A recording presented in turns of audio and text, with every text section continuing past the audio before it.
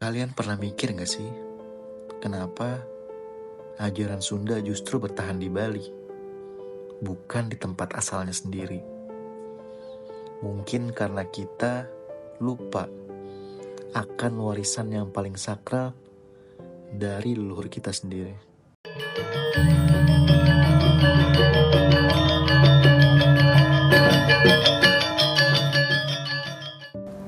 Prabu Siliwangi disebut tak hilang, tapi nyantrik atau moksa.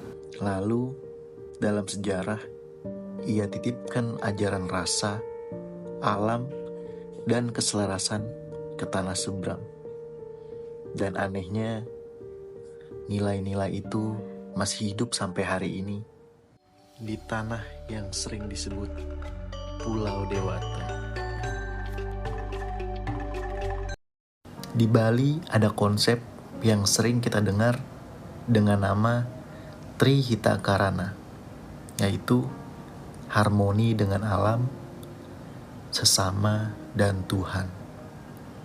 Di Sunda, itu dikenal sebagai silih asih, silih asah, dan silih asuh. Dua budaya, dua pulau, tapi satu akar filosofi.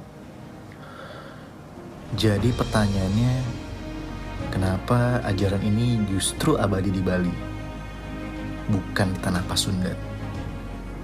Apakah kita sendiri yang melupakannya? Atau memang ajaran ini sengaja dihapus?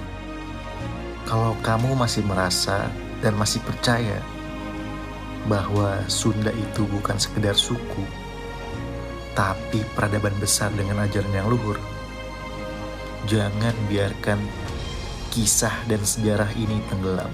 Follow akar Sunda, karena akar yang kuat tak akan tumbang.